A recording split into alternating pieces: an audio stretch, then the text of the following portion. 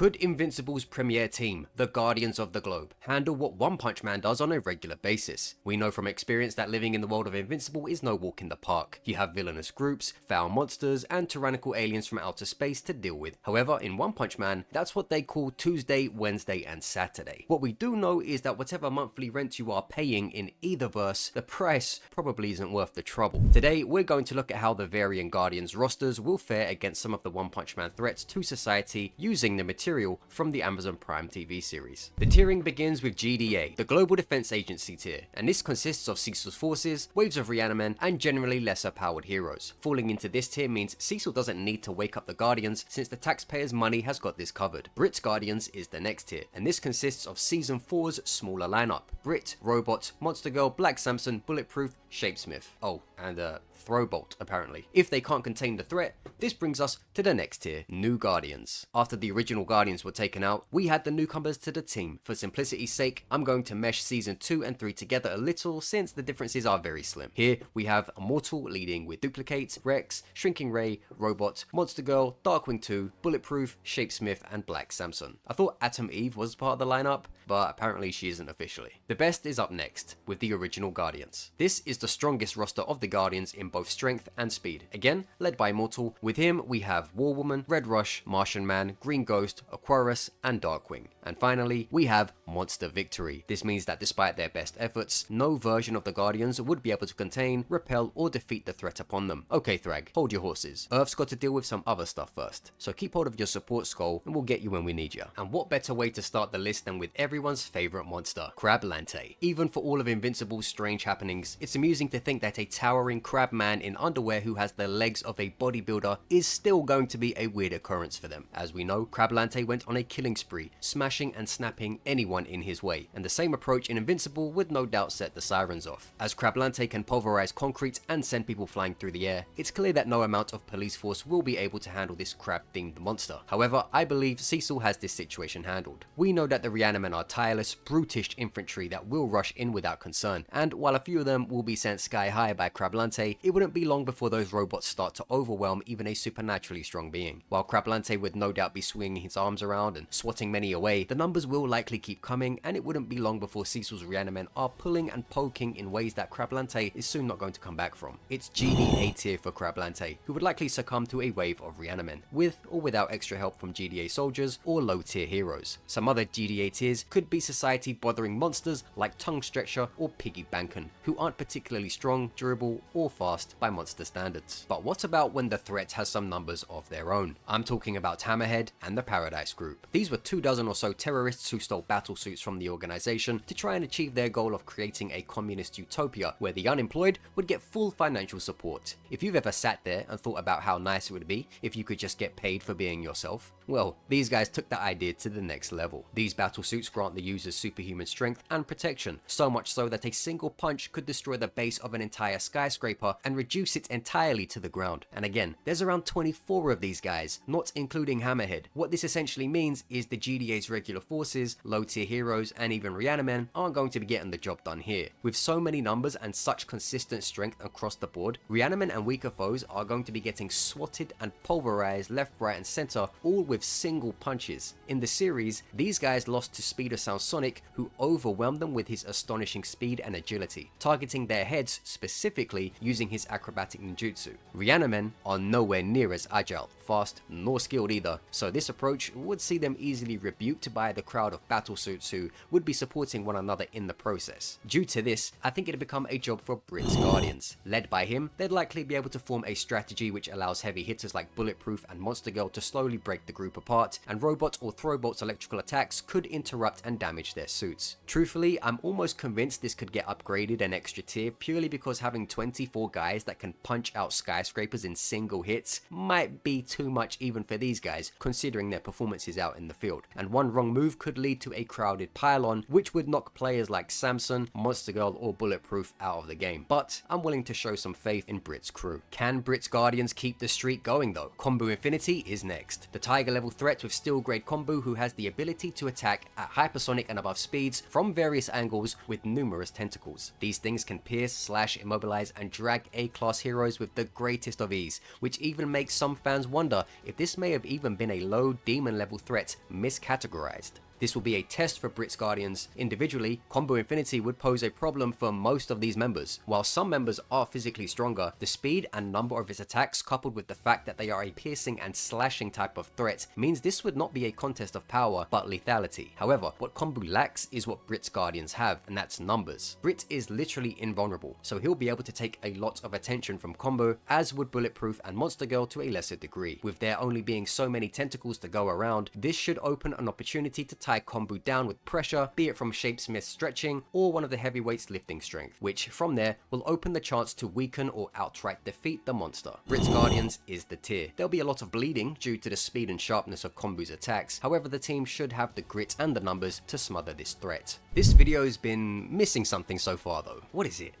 I know, a bit of prestige, a royal touch, and who better than the Deep Sea King and the Sea Folk, rising from the coast to begin their oppression of humanity. The Sea Folk are towering creatures, several meters tall with the ability to crush cars with a single step and lift trucks like they're toys. So if you're wondering how strong they were, now you know. And those are the grunts. It's the Guardians who will need to be here for this one. However, with Brit's lineup, it's not looking good. None of the new Guardians have any comparable speed to the King in matters of combat, with the fastest being Bulletproof, who is relative to Reaniman himself in hand-to-hand speed as seen during Season 3, and all the others don't have enough raw power to rival the King either. The Sea Folk group would likely be somewhat tricky for the likes of Brit, Shapesmith, Sansom, and Throbot, this being because of their size and power, and Deep Sea King will be a brutalizing experience for any of the Guardians who seek to meet him in close combat. While Brit is invulnerable, this only means he will be the last man standing, but it would not stop Deep Sea King from booting him off into the distance like he did Prisoner once he gets bored of that human chew toy. No one in this group has enough strength to kill the Deep Sea King, nor overcome his regeneration, and none have proven the ability to fight at his speeds, nor take his onslaught for long. This will be a task for the original Guardians. Immortal and War Woman have the power to hurt this monster, but not the speed, while Red Rush has the movement to match and distract him as the heavy hitters find their openings. Martian Man should be able to temporarily restrain Deep Sea King enough to help the others land further attacks, and Aquarius will sit this one out, unless he feels like defecting to the Sea Folk, because he's a disgusting power boost for the Deep Sea King, which I'm sure they'll realize after the first water jet he blasts him with. That's not going to be a fun twist in the battle, that's for sure. Green Ghost might be able to stifle Deep Sea King if she can pull him into the ground, but I'm not sure about that given the King's strength, and Darkwing is basically a distraction at most with his Batarang bombs. Overall, a coordinated team effort from the original Guardians, as long as they're not being stupid, should be able to overwhelm Deep Sea King's power, speed, and regeneration. But they can still lose this fight if Red Rush goes down early, since there'd be nothing to stifle the King's combat speed after that, which would mean Immortal and War Woman get blitzed, thus ending any means of victory. But not all kings are created equal, since Beast King or Subterranean King are similarly powered beings, yet do not have a vital advantage that gives Deep Sea King greater staying power, and that's regeneration. New Guardians may be enough in these instances. Beast and Subterranean King alone should be faster than any of these people in pure combat, but with numbers against them in their individual scenarios, I believe distractions such as Duplicate, Robots, and Rex provided constant aggro, mixed in with bulletproof flybys, Monster Girl focus, and more, would give someone like Immortal the right opportunity to give Beast King or Subterranean King everything he has for an attack they won't be able to recover from. Truly, Immortal is the key here, since without him, none of them have enough power to do a large amount of damage in one go, and while Immortal alone may struggle to find the right series of attacks, with so much support here to irritate and unbalance either of these kings, I believe he'd be able to find a tide-turning blow. It'd be tight, but New Guardians tier for these two. Again, just to clarify, this isn't Sub King and Beast King at the same time, this would be New Guardians fighting each of them in different scenarios. If these kings could regenerate like Deep Sea King, they'd be on the same tier as him, but without it, even if they're as strong as him, they just have less room for error, which will be pivotal when facing several Guardians at once. Beefcake now steps onto the list. It's a no-brainer that the GDA have no answer for this 270-meter Goliath, and if Cecil called upon all the Reanimen he had, they'd probably just make for one hell of a robotic sock around Beefcake's foot before he swings his leg forward and kicks them all to another country. Brit's Guardians have no answer for Beefcake either. He'd defeat any of them in a single hit, and again, while technically Brit won't be harmed, he's also not going to get anything done either. In fact, no one on any Guardians team has what it takes to put Beefcake down, nor do most of them even have any efficient way to attack him outside of those with flight. But even Immortal won't survive more than 1 or 2 hits from this surprisingly fast giant, given what we've seen take him out. Immortal was literally KO'd for like 30 seconds after a Mauler twin threw him into a metal beam. When Beefcake performs his rapid fire combo, Cecil's going to spend the next year looking for all the pieces of Immortal. It has to be remembered that with a wave of his hand, he raised an entire section of the city to rubble, and he didn't even make contact.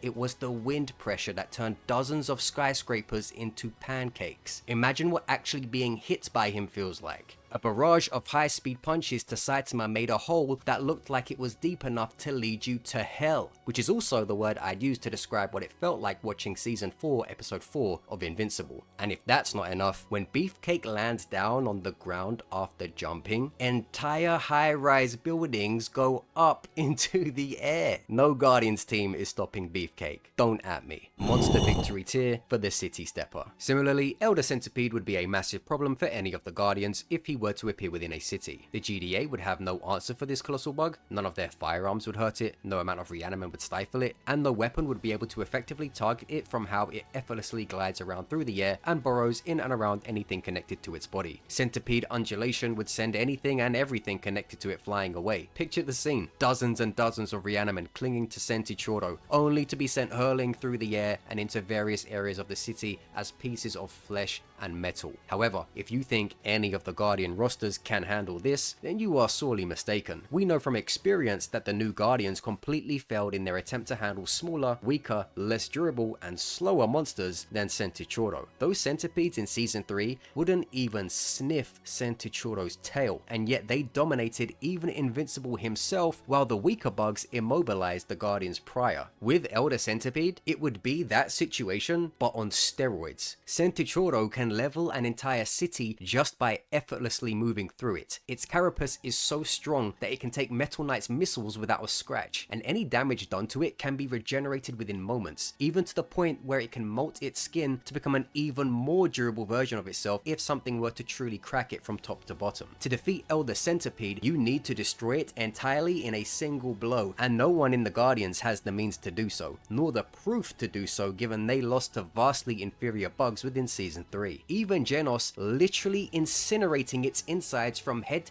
to tail with a chain reaction explosion from within was met with a freakish smile from Sentichoro after the effect settled. Regardless of the Guardians team which shows up, not only do they have no way to permanently damage it, but all will be under severe threat from any of its attacks. The overwhelming strength of this creature is enough to brutalize most, if not all, of the Guardians, and its mandibles are sharp enough to pierce or slice any of them in half. Monster victory for the Elder Centipede, who would leave total destruction in its wake, and is already a proven superior matchup going by the narrative of the bugs and centipede fight from Season 3 of Invincible. Bigger, meaner, tougher, faster, smarter, and a nightmare to not only kill but even hurt effectively in the first place. But what about something else that is very strong, who is a little bit closer to them in size? Well, luckily for them, there's a monster who is about to go on a week-long rampage after escaping the House of Evolution, or unluckily, as I'm sure many of you will agree. Carnage Kabuto. Even his breath is so powerful that it can blow away a concentrated incineration beam back in the direction it came from. A concentrated beam from the same Genos model that did this outside in a single blast minutes beforehand. And this is before he becomes significantly stronger in Carnage mode. Yeah, I think some people forget how Carnage Kabuto is built. I won't mince words, we're going straight for the original Guardians here. The other teams don't stand a chance. As far as power goes, the only comparable people to Carnage Kabuto are the Immortal, and to a lesser extent, War Woman. The issue for Immortal, however, is consistency, given he has up and down showings where characters like the Maulers or lesser opponents contest him. To give grace to the Guardians, we can forgive some of those and operate under the idea that Immortal, and again to a lesser extent War Woman, will be able to hurt Carnage Kabuto. However, the rest will have no no such luck. Speed-wise, Red Rush is the fastest of the team, to the point where the Immortal is slow to him. However, as Kabuto is a solid dragon level threat who has blitzed early Season 2 Genos with ease and went toe-to-toe with Darkshine for 15 minutes, this puts Kabuto at the faster than light ranges, or bare minimum relativistic. What this means is every member of the Guardians outside of Red Rush will be completely overwhelmed by Kabuto's attack speed, while Red Rush, who you can argue for at Kabuto's lower end, will either be unable to do anything which bothers Kabuto, or he will be caught similarly to how Nolan achieved. It gets worse for the team though. Kabuto possesses a very keen intellect and intuition, which means if he has any sense that an attack may hurt him, he will not mindlessly take it. So banking on him taking hits from Immortal or War Woman, assuming they will even hurt him, is not something he'll do due to his instinctive ability to tell if someone has a sense of notable strength. Darkwing, Green Ghost, Martian Man, and Aquarius will be turned to red mist the moment Kabuto touches them, leaving them as non-factors. And Kabuto can even fly if he wants to vary up his attack patterns or interrupt their coordination. However, this is just being pedantic, as he will be far too fast for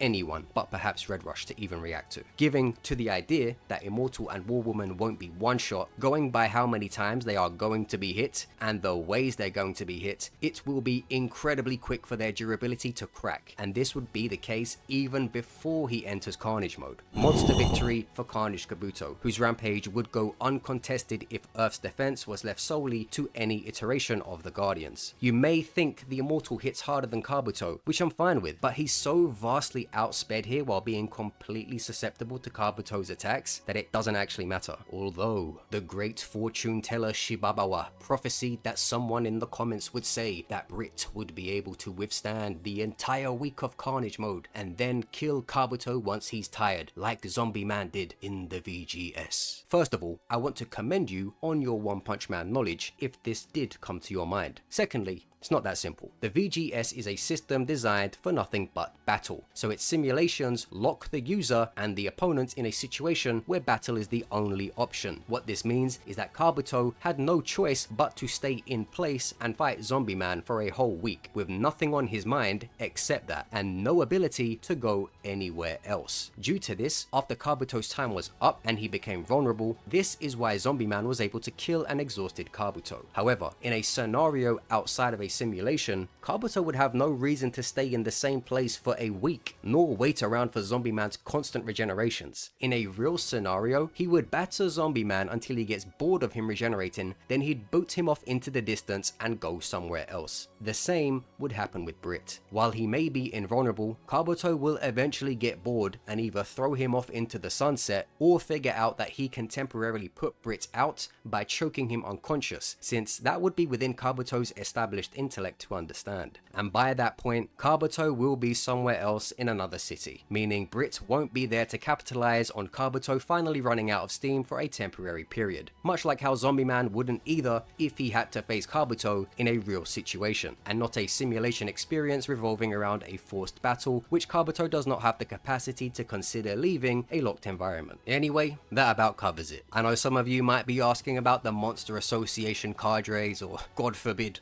Boros himself. But if Carnage Kabuto is very reasonably the ceiling for them, then I don't want these guys put through any unnecessary punishment, since you can probably understand their limits. Overall, the various rosters of the Guardians can be rather formidable within One Punch Man inside the demon level threat range, but anything after that begins to require a certain level of reliable combat speed, durability, and skill from them, which they simply have not proven to possess to convincing standards. Leave a like and let me know your thoughts. Join as a member for as little as 99 cents for early access to some videos and the channel's Discord server. See ya.